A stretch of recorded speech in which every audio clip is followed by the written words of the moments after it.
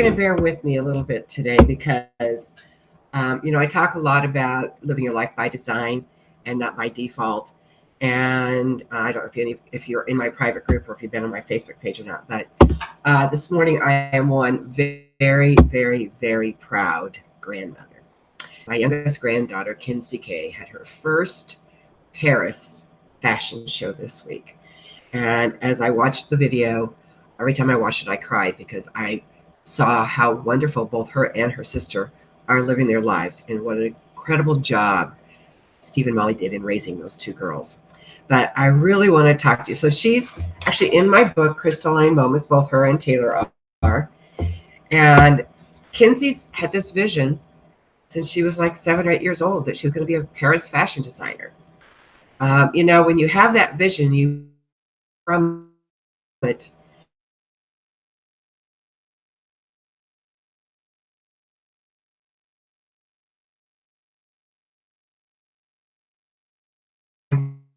really needed to see this week for my own vision for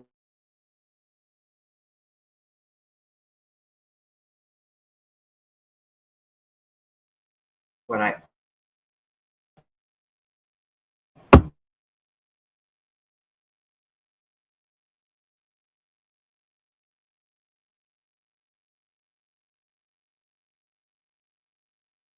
Kinsey and Taylor were how they wanted to do it. They maybe didn't know exactly. I said, I wanted to write about you and Taylor, my other granddaughter, because you both have amazing human beings, have become amazing human beings and have done so much already in your short lives.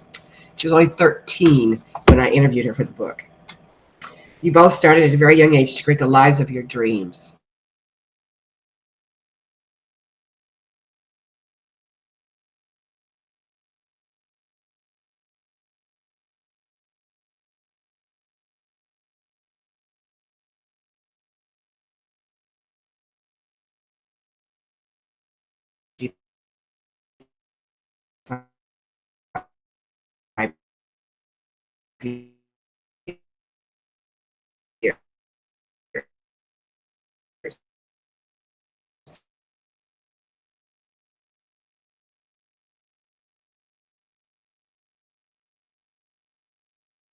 But I loved sewing and I wanted to know more.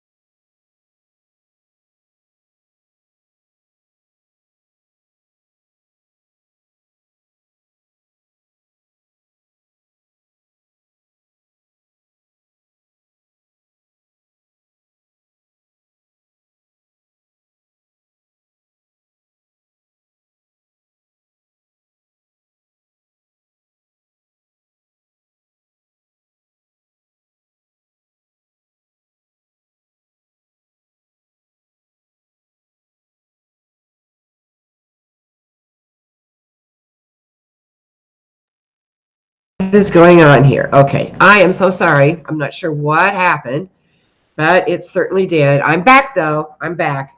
Anyway, I was talking about Kinsey, and I was talking about what she had felt when she was just 7 or 8 years old. I asked her the question: was sewing and doing fashion something that she had to think about, or was it something that just happened? I really didn't think about it. I didn't know much about the whole other world behind the scenes of fashion. I just knew I loved to sew. I don't recall exactly when it started, but I was trying to fall asleep and had a headache that day. A picture popped into my head. Now, That is when designs pop into my head. Can you imagine being asleep, having a headache, and then a fashion design shows up? The first time it happened, I was thinking of being in the garden with my family.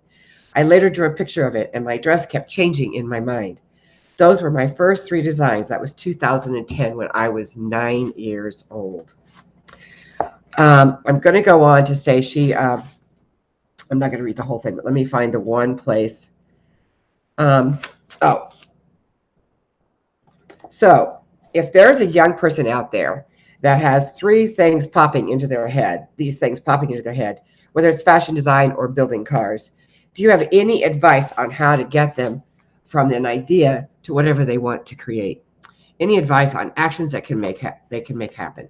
Kinsey, my suggestion is, and this is another important point to pay attention to, my suggestion is getting something out on paper. Start thinking it through, because that is when you will start to see all the other steps you need to take. So when an idea comes, don't just think about it. Think of everything and not do anything. Just start working on it, even if you don't know where the ideas are going. Then you'll be able to figure it out. Do I want to do this, or do I want to do that? That is great advice, I said. Now, what kind of advice would you give to parents? So if you're a parent out there, of somebody that's a creative or has an idea that they want to pursue, what do you want to help them? What kind of advice can you give to parents that have a child that's having things pop into their head? Kinsey, don't doubt them. It's not a good idea to tell them, but it's a good idea to help them. But it needs to be what they want. Don't push them because it's something you want for them. Don't change around things they are doing. Let them learn. Let them make mistakes and do their own. Let them be themselves. It has to be their own idea, and the parents just need to make sure their child is happy. That is the most important thing. Kinsey knows exactly where she wants to go. The crystalline moment came in the form of headaches. And then there was the fashion design. She's a great example of not knowing these moments and how to take charge and do something about it. Okay. I want to be able to share this screen with you. And this is the end of the fashion show. Let's see here. Where did it go? Okay, there we go.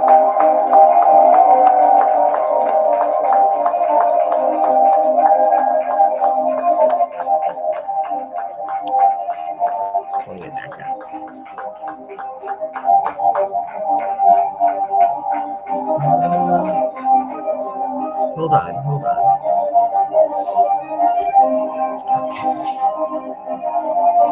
No, I guess I can't show it. I'm so sorry. I had it all set up so I could until the screen went blank. Bottom line is, I'll post a picture. Bottom line is, if you have a child, or if you, and like in my instance, me, have a vision, and you're not sure where to take it or where to go, like I've had lots of opportunities with my certification and things that are happening. And it's kind of hard to choose which direction you want to go in.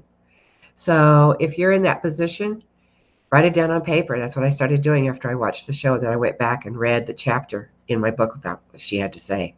So I'm following my granddaughter's advice, and I'm putting it down on paper. And that way this thing will, whatever's supposed to happen, will happen exactly the way it did for her in her first Paris fashion show. Okay, I'm sorry for the confusion. I'm sorry for the delay. It has not been the best morning for Right to 70 and Beyond, but you know what? We just go with the flow and we continue to do it no matter what. So I hope you have a beautiful week and a beautiful weekend next weekend and the rest of this weekend.